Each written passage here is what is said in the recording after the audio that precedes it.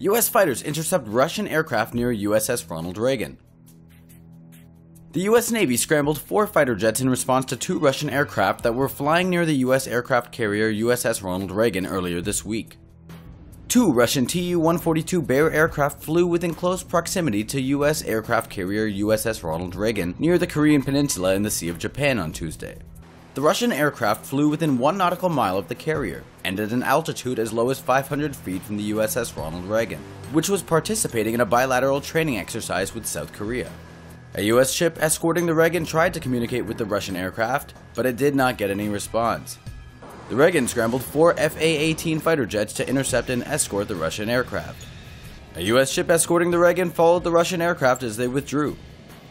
White House spokesman Josh Earnest said the incident was not a particularly threatening encounter. Like this video? Don't forget to subscribe and follow us on Facebook, Google+, and Twitter.